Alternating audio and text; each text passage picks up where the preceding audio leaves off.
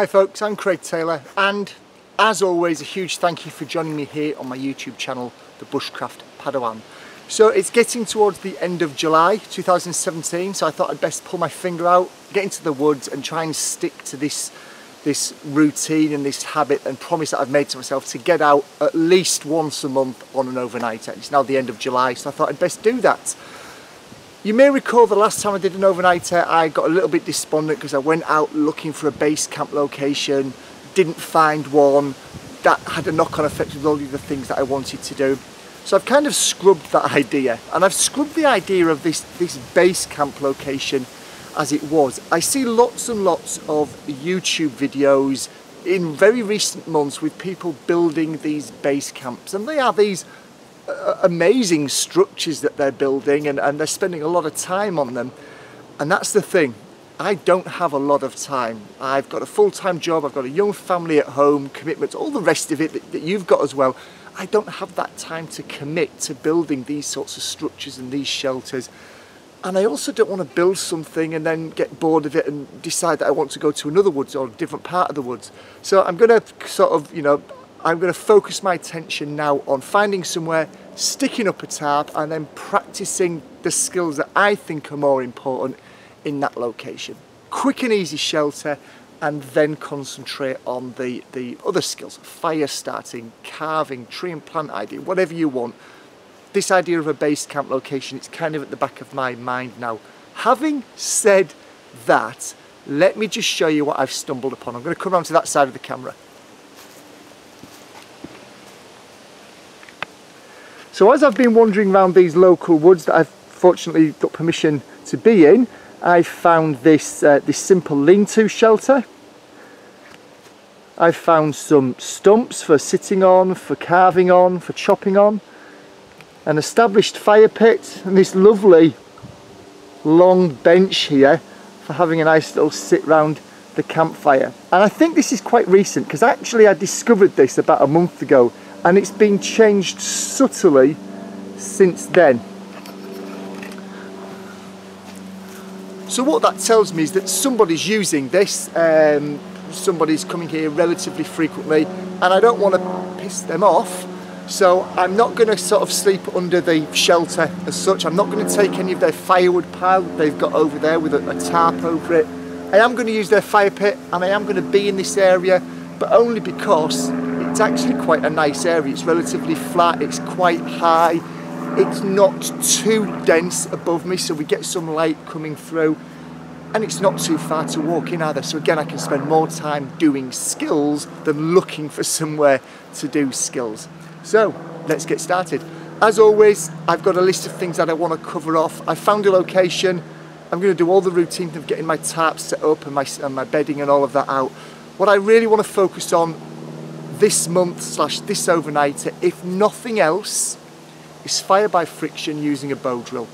Regular viewers will know that a week ago I spent some time with Paul Kirtley, and I'll link to the video in this corner of the screen, and he really accelerated my use of the bow drill, creating them, using them. Didn't manage to blow the ember into flames, unfortunately. Today is much drier, and hopefully I can crack it first time today and get that fire started by using fire by friction using a bow drill. So I'm going to stop prattling on, I'm going to carry on crafting my bow drill set, and then I'm going to bring the video back online when I start to try it out. Keep your fingers crossed for me.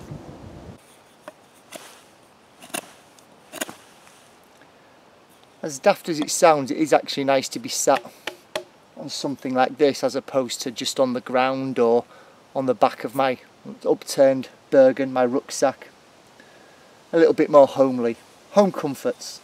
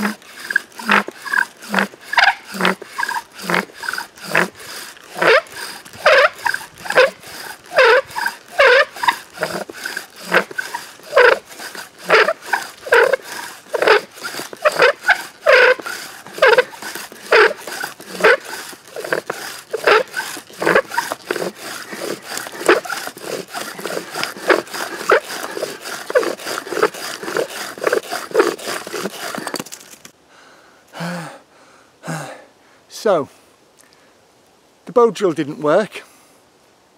I probably spent about an hour more or less and that's after the kit had been constructed, just an hour of bow drilling. God only knows how many attempts. I'm just looking down at the burns and blisters and cuts on my hand. Spent about an hour. It's not happening. It's not working. Getting a lot of dust, getting a lot of smoke, just getting no heat in the ember. Now part of that I'm sure is down to the fact that I just can't seem to maintain the speed and the intensity that's needed for long enough to perhaps generate that heat. But so the powder's there, but I'm not getting the heat into it. Or the piece of wood that I'm using is no good. The hearthboard is fine. I've noticed as I've been carving down the spindle though, it's been quite punk, it's been quite powdery in places, and the centre of it is quite powdery as well. They're both sycamore, they both came from the same piece of dead standing. So I don't know what it is. I've no doubt that my technique is an absolute part of it. So I'm not apportioning blame to the equipment or the wood or anything like that. It's my technique. So I can do one of two things. I can either keep one of three things. I can either keep persevering with this dwindling piece of sycamore. I can go out and source a new hearthboard or a new bow drill kit at 10 to 7, or I can cheat and just use my ferro rod and lighter and actually get a fire going and get something to eat. Had it been earlier in the day, I'd have probably gone for option 2. It's 10 to 7 at night, I'm hungry, I'm going to be lazy, and I'm going to go for option 3. I wonder what option you'd have gone for if you'd been in my shoes. So I'll see you by the fire.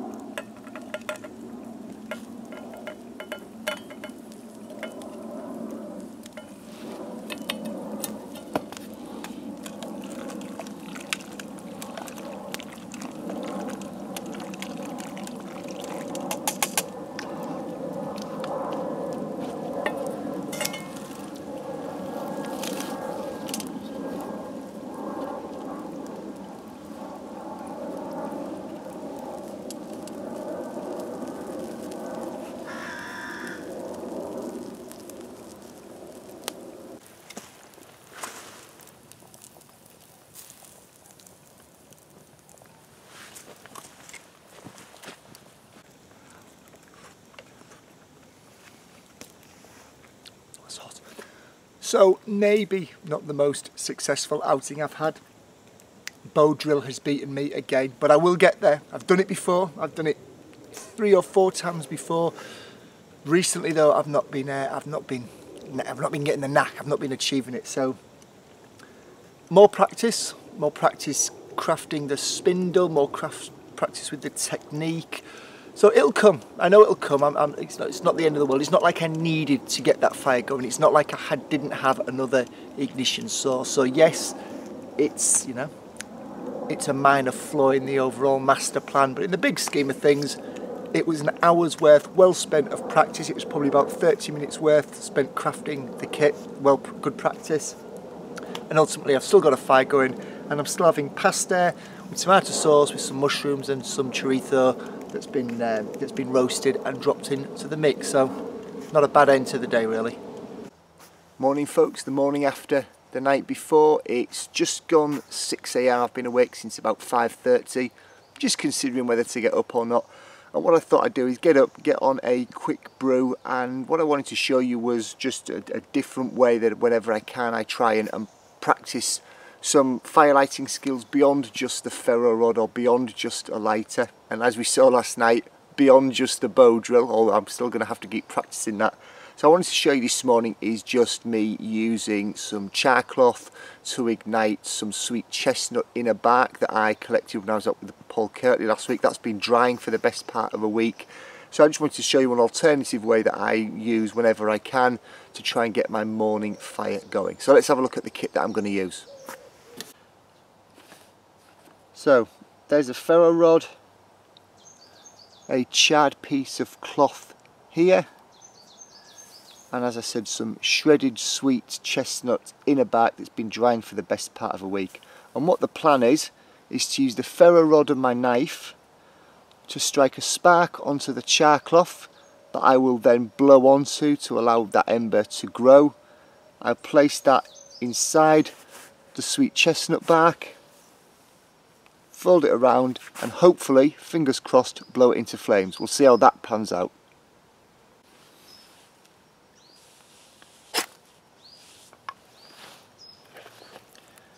So we can see there, hopefully you can see on the camera, that I've struck some sparks onto that char cloth. There we go. I'm going to place that into the centre of this bird's nest, fold the bird's nest around it, and then try and blow it into flame.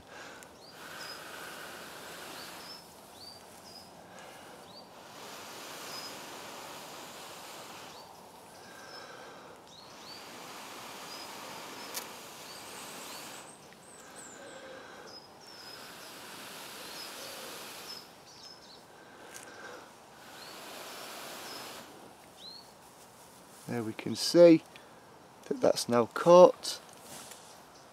I'll place that upside down to allow the air to rise through it.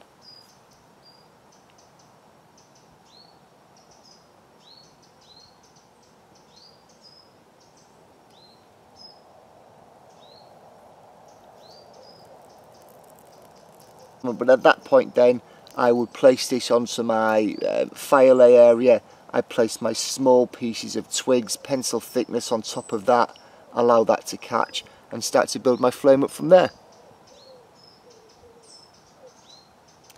So a nice, quick, easy way, different way of starting the morning fire. It's not entirely resource free. Clearly I'm using my ferro rod to strike sparks onto it, and a ferro rod won't last forever.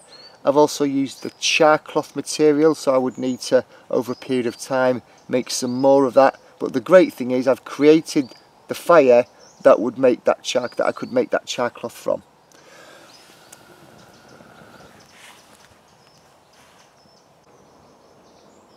I've packed up all my gear. I've just been having a quick last minute wander and sweep around the area, make sure that I've not left anything behind and that I've left as little trace as possible.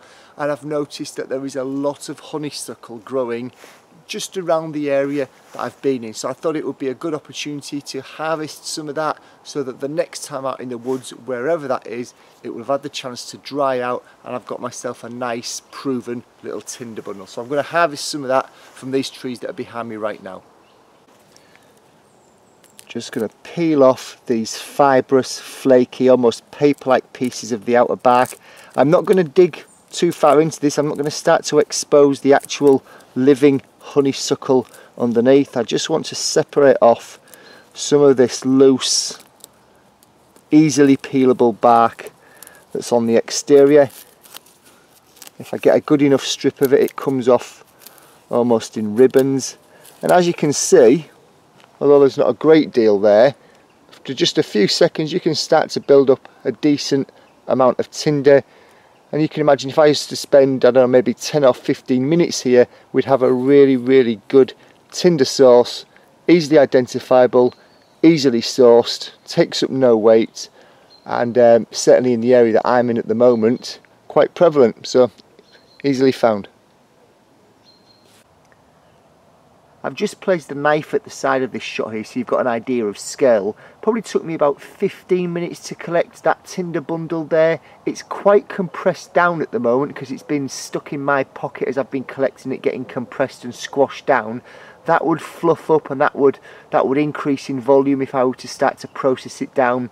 So not a great deal of time and effort. I went to probably 2 different locations to get that, so not a great deal of energy expended or calories burnt trying to collect it.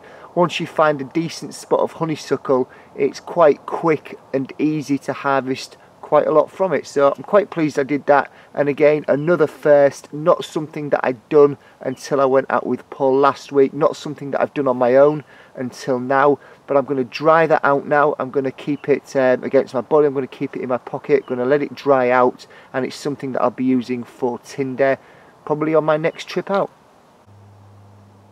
Well, I'm back at the car now, so that's another overnighter ticked off. That's another month ticked off. We're racing through the year. It will be August very soon. I've had a good overnighter. I've enjoyed this one. Yes, putting the bow drill aside, that didn't work, but actually the time and the experience of crafting another set, experimenting, trying again, I actually enjoyed that, even though it didn't come to fruition. Felt like I had some good fire management last night, got a fire going very quickly after that bow drill failure. It was a good, hot, high fire, was able to keep it going well into the night, so I enjoyed that aspect of it. Cooked up a nice meal, enjoyed harvesting the different sorts of, enjoyed harvesting the honeysuckle, enjoyed using the shredded sweet chestnut bark that I showed a few minutes ago, using a char cloth or a piece of char cloth to bring that to flame. So quite a lot of things coming together. Really enjoyed it, and looking forward to coming back out again in August. Thanks as always for watching. If there's something in here that you've enjoyed, that's made you smile, that's made you think about doing something like that for yourself, please do give it a thumbs up. If there's anyone in your network that you think would benefit from that, you know what to do with that share button. And as always, if you're not yet a subscriber, and so much thanks to those people that are, but if you're not yet a subscriber, please do click on that subscribe button. It'll be appearing in this corner of the screen round about now. Click on that and you'll be kept up to date of any of my future videos. Big thanks once again for watching. Take care.